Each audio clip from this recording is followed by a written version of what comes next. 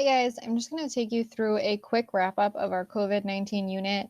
One of the biggest questions that you guys asked when we were doing our question board that we made on our Jamboard, one of the things I saw the most often was, how does the pandemic end? And so that's something that I wanted to make sure that we addressed as a class. So there are two things of background information, and this is the first one. First, we need to understand the difference between vaccines and antibiotics, because both will be discussed in this slideshow. So first, I'm going to go through vaccines, which is all down the left, and then I'll go through antibiotics on the right, and we'll kind of think about how they're different. So vaccines work only against viruses. So that's things like colds, flu, those are the most common vaccines. And then, of course, coronavirus, which they're trying to create a vaccine for now. They work preventatively, so they have to be taken before you get sick. If you already have the flu and then you take a vaccine, it's not going to do anything for you. It has to be taken before. They're very specific to the individual virus. So there is a new flu virus every year that is specific to the current strain of flu. There is not a cold vaccine, or a vaccine for the common cold, because that mutates too rapidly. And we'll talk more about that when we get into one of the last slides. The way vaccines work is they kind of trick your body into thinking that you already have the virus. And what that does is it doesn't actually kill the virus. It kicks up your own immune response before you even get sick. So that way your body already has the necessary immune response to fight the virus before it even gets sick. So that way, once it's exposed, it's already got all of the immune response it needs to fight the virus. This usually works by kind of injecting you with something very similar that has similar antigens, which are spiky things on the outside of the virus. And that allows the correct immune kind of molecules to be stimulated so that your body is ready to fight the virus once it's exposed to it. This is why it has to be so specific too, because those antigens have to be similar enough to the actual virus so that your correct immune response starts. However, they have to be different enough so it doesn't actually make you sick. To contrast that, remember we talked about viruses aren't all the way alive. They have some of the factors of, or some of the characteristics of life, but not all of them, whereas bacteria are alive. And so antibiotics work, instead of working against viruses, they work against bacteria. Instead of being taken before, they're taken after you get sick. So they don't actually do anything to your immune response on their own. They instead actually fight the bacteria themselves. There are many harmful bacteria have a lot of things in common, which the antibiotics can recognize, and then use those to actually kill the bacterial cells. So instead of bumping up your own immune system like vaccines do, antibiotics are actually fighting the bacteria. One note with antibiotics is that bacteria can become resistant to antibiotics over time. And this is why it's important that you only take antibiotics when you actually need to, so that you're not giving other bacteria kind of the opportunity to build up resistance. The other piece of background information that we need is this concept called herd immunity. This is relevant to every type of pandemic ending, and so it's important that we understand what it means. So let me get this video open.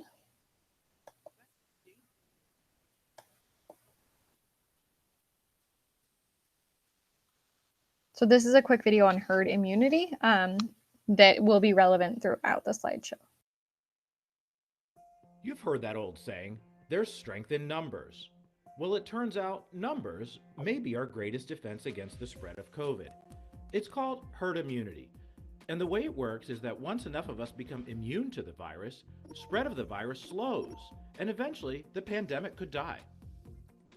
Thanks to vaccinations, herd immunity has been effective at eliminating polio, smallpox, and until recently, measles. Unfortunately, we don't see lasting herd immunity against viruses that mutate quickly, like the flu or the common cold.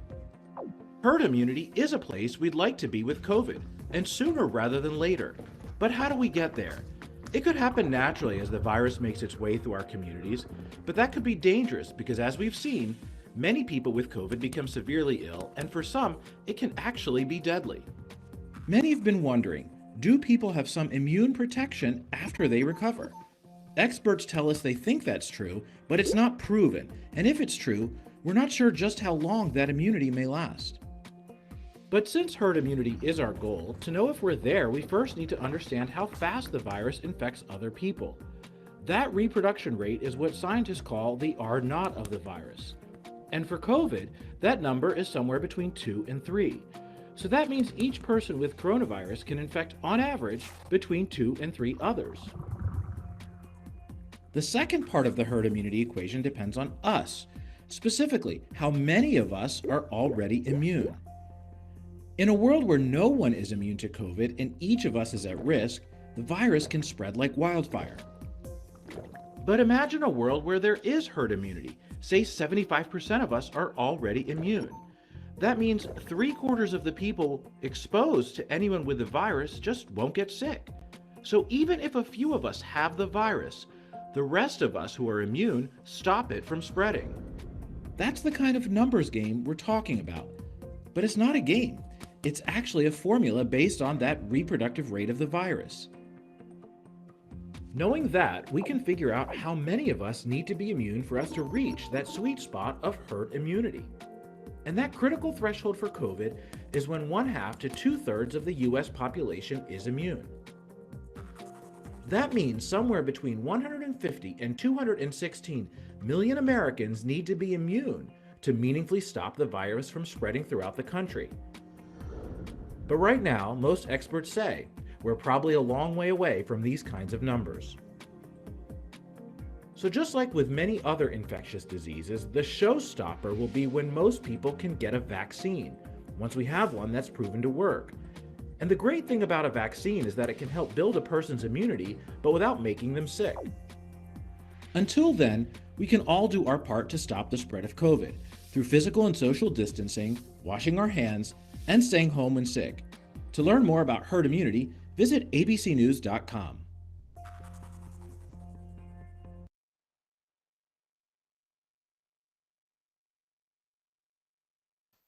All right, so basically, just to summarize, herd immunity is when enough people are immune, meaning they don't get affected when they're exposed to the virus, that it can no longer spread throughout the community.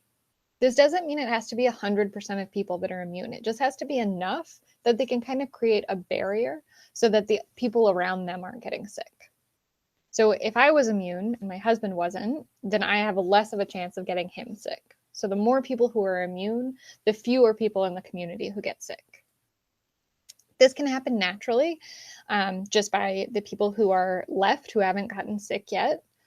That takes a lot of time, and a lot of deaths happen in the meantime. Or it can happen with the help of vaccines, which is what we're hoping will happen with coronavirus.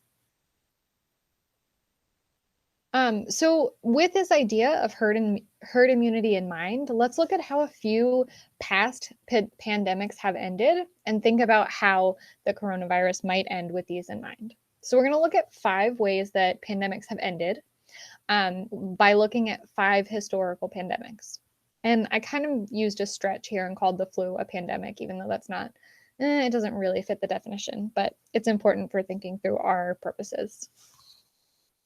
For reference, as we look through some of these, at this point, this is as of November 2nd when I was recording this, so it's a little out of date by a few days. But as of November 2nd, there were 208,418 people who had died from coronavirus. So keep that number in mind as you see the death rates on some of these other historic plagues and pandemics. So the first one we're looking at is the plague. This is like, if you're a person who has read the Bible, this is the biblical plague. This is the big one, the very, very historical one, from all the way back in the year 541. So many, many, many years ago. This plague killed 30 to 50 million people. And kind of one of the major reasons it spread so rampantly is because there wasn't really much knowledge of how viruses or bacteria spread, how any sort of germ spread. So we didn't really have this idea of sanitation and cleaning things after people. Really, the only thing they knew at that point was to avoid the people who looked sick. So what happened here is after those 30 to 50 million people died, there were really only the people left who were immune in the first place, because I think it's a bacteria, actually, the bacteria spread so rapidly that the people who were left were mostly immune, and there was no one left who was vulnerable to spread it to. So this is an example of herd immunity happening on its own after the disease just kind of rips through a community. A similar example was Black Death. It killed 200 million people. Why so many? There was no treatment for it. It spread very quickly, and it had a very high death rate. The death rate for people who were exposed to this was 30 to 75%, which is a huge percentage. People have estimated the death rate for coronavirus being between 1 and 5. I've heard any of those numbers really, but nowhere near 30 to 75%. And the Black Death caused a person to die usually within 2 to 7 days. So it was really brutal. At that point, they also still didn't really have much understanding of how the disease spread. And again, there was still just kind of this knowledge of, let's stay away from the people who look very sick. They did have more intuition about, okay, we want to avoid people who are sick, so let's do that. Let's quarantine. So this is where we had the first quarantines. And one thing they did is they had sailors stay on their boats for 30 days if they were coming from one place to another. And they would mark the doors of those who were sick so they knew to avoid them. And so this was one thing that kind of slowed it a little bit. And then eventually when the disease ended, it was the same way as the plague, where just it ripped through enough people that eventually herd immunity happened, because the people who were left were the people who had been immune in the first place. There are still plague outbreaks with this is the same bacteria, or a similar bacteria to the plague, is the one that caused Black Death. But now we have antibiotics, because these are bacteria and not viruses. So we have antibiotics that can fight these. So they're not nearly as dire as they used to be. They have still killed people in the past, but not to these same rates and not to a pandemic level. The next possibility is eradication with a vaccine. So this is what happened with smallpox. It had a 30% death rate, which is also very high, like we looked at in the last one. There were 300 to 500 million deaths, although this was over a few years instead of one pandemic period. And this is really where the origin of kind of the idea of vaccination happened. So what people were doing at this time is they would look at someone who was sick and got better, and they said, okay, something is in that person that might help us. And so they would take some like scrapings of the sores of people who had gotten better, and they would scratch healthy people and put those scrapings into the scratches. So they would literally take the sores of sick people and put them into healthy people. And what happened was that many of those people either got a milder case of smallpox, or they didn't get it. It prevented them when they were exposed to it. Some people also got full smallpox and died. So what they were learning was we can take kind of this version where it didn't kill as many people and expose healthy people to it. And then we have, like we said before, something similar enough to the virus to build up immunity before we get exposed to the real thing. And so then they did something similar. And the first real vaccine came from cowpox, which is a similar disease that is much less scary to humans. And they injected people with cowpox, and those people would get either they would be fine or they would get cowpox, but they wouldn't get smallpox. And then they had the antigens in their body that were similar enough that their body was now ready to fight smallpox before it even got it. So that was kind of the first vaccine, and it was so effective. And then after we were able to modify it a bit, it was so effective that we were actually able to eradicate it completely, meaning there is no more smallpox now. The next kind of ending was when there was a slow spread, and then eventually it kind of just stopped infecting on its own, likely because the virus had mutated so much that it was no longer affecting people. So this is what happened with the Spanish flu. There were 50 to 100 million deaths. And there were a lot of similarities to what we're seeing now. It affected poor communities the worst, which we've talked about in our class. We saw similar sanitation policies. They were trying to go in and clean things afterwards. This is where they started to think about, like, maybe there's more to it than just let's avoid people. There were people who didn't look sick who were carrying the disease, which is something we're seeing now. And so with all this knowledge, they started using masks, they started some additional cleaning in public places, and this slowed the spread a little bit.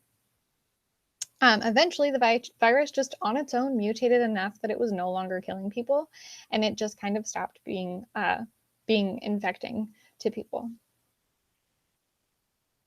And then the last possibility is just it doesn't go away, is that we find ways to get ourselves close to herd immunity every year. And then after time goes by, we learn to live with it. So the flu virus mutates very quickly. So even with vaccines, we can't really get to the point of herd immunity. But again, we can try and get as close as possible by minimizing the amount of people who have the virus, and therefore minimizing the amount of people who are spreading the virus.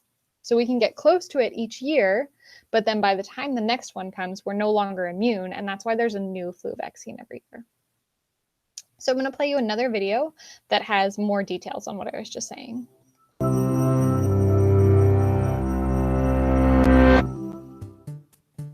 All year long, researchers at hundreds of hospitals around the world collect samples from flu patients and send them to top virology experts with one goal: to design the vaccine for the next flu season. But why do we need a new one every year? Vaccines for diseases like mumps and rubella offer a lifetime of protection with 2 shots early in life. What's so special about the flu? 2 factors make the flu a tough target. First, there are more than 100 subtypes of the influenza virus, and the ones in circulation change from season to season. And second, the flu's genetic code allows it to mutate more quickly than many other viruses. The flu spreads by turning a host's own cells into viral production factories. When the virus is engulfed by a host cell, it expels its genetic material, which makes its way to the nucleus. There, cellular machinery that normally copies the host's genes starts replicating viral genes instead, creating more and more copies of the virus. New viruses are repackaged and crammed into the cell until it bursts, sending freshly minted influenza viruses out to infect additional cells. Most viruses follow this script.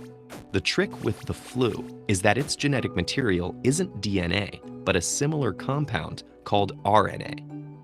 And RNA viruses can mutate much faster. When cells synthesize DNA, a built-in proofreader recognizes and corrects mistakes, but the RNA synthesis mechanism doesn't have this failsafe. If errors creep in, they stick around, creating new variants of the virus. Why is this a problem? Because vaccines depend on recognition.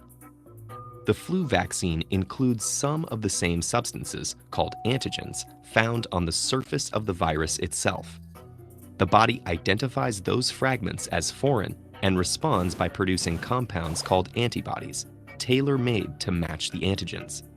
When a vaccinated person encounters the actual virus, the pre-programmed antibodies help the immune system identify the threat and mobilize quickly to prevent an infection. Those antigens are different for every strain of influenza. If vaccination has prepared the immune system for one strain, a different one may still be able to sneak by.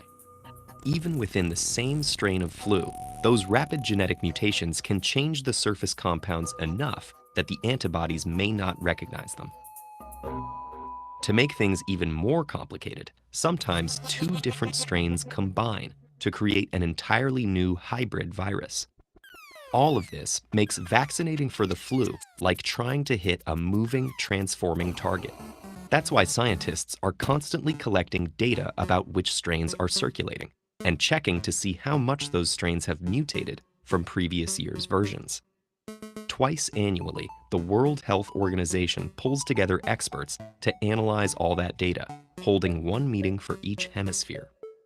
The scientists determine which strains to include in that season's vaccine, picking 4 for the quadrivalent vaccine in use today.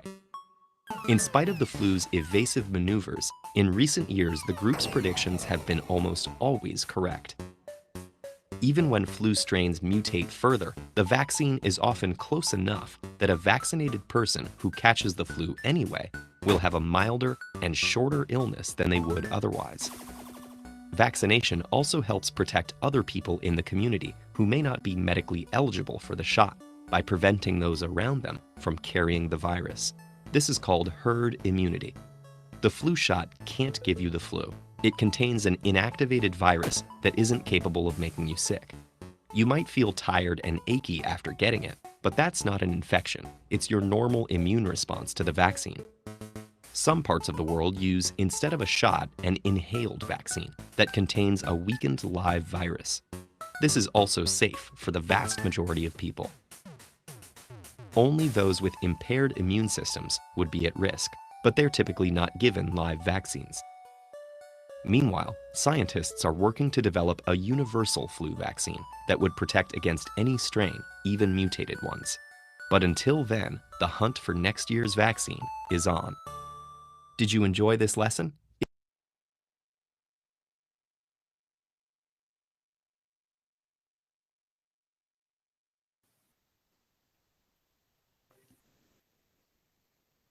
So the reason we need a new flu vaccine every year is because it's mutating very quickly. And like I said, vaccines have to be very specific to the virus that you're trying to fight against. So bringing it back to COVID, what are the ways that this might end? So looking at those past endings, we can think about how this one might end. So we have a couple possibilities. Eventually, if we don't get a vaccine at any point, after many people have died, we would just develop herd immunity, like what happened with the plague and the Black Death. This would take much longer and many more people would die. However, even if we were in that situation, it would likely not be to the levels of the plague or the Black Death, because now we have sanitation, we have treatments, we like ventilators and medicines, and we have knowledge about how the disease spreads. So even if we were living in that scenario, we probably wouldn't see those crazy high numbers of deaths. The second thing that might happen is we slow the spread to buy time to develop a vaccine, and then either the vaccine eradicates the disease, that would be great, like what happened with smallpox, or what's more likely is the vaccine makes it tolerable each year, like the flu. It just depends how fast this virus changes, and these are things that the scientists really don't know at this point because it's such a new virus. And then last, eventually the virus might mutate enough on its own and it will eventually just dissipate. And this is like what happened with the Spanish flu, which would be nice too if it just kind of dissipated on its own. So those are kind of the potential ways that the pandemic might end. I'm going to go ahead and play one last video and then I will close out the meet from there. So this is the last one and it's just going to kind of talk through and wrap up the things that I've been talking about.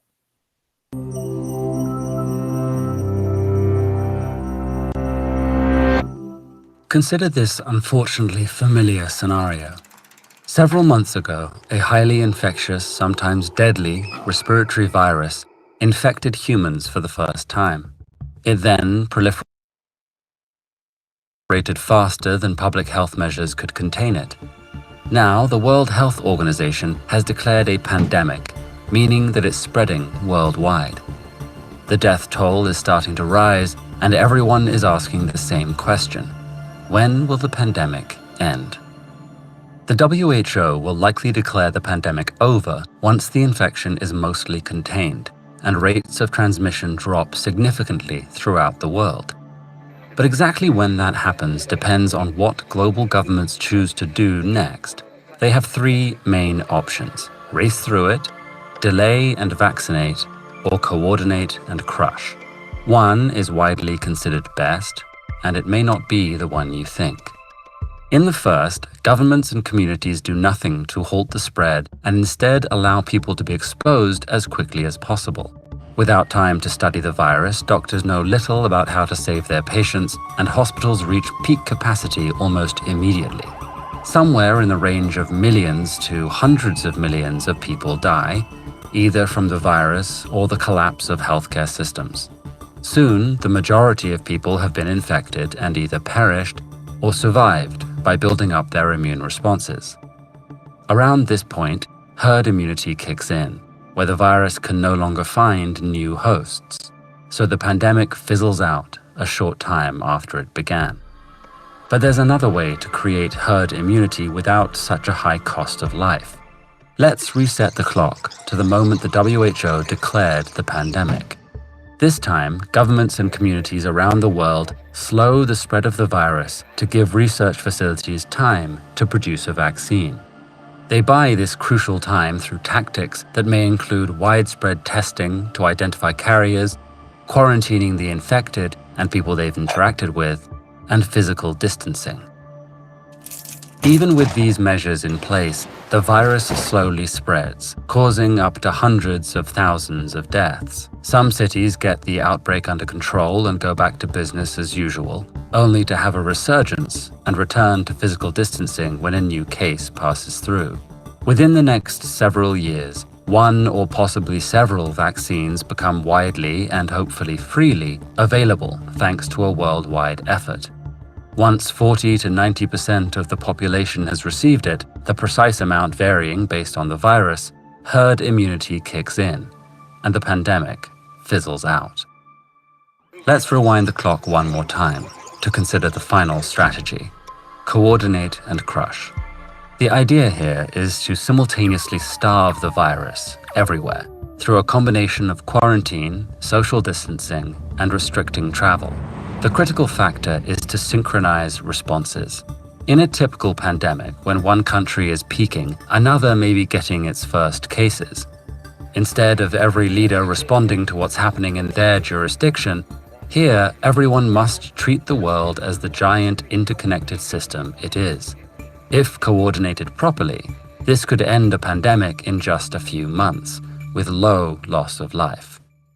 But unless the virus is completely eradicated, which is highly unlikely, there will be risks of it escalating to pandemic levels once again.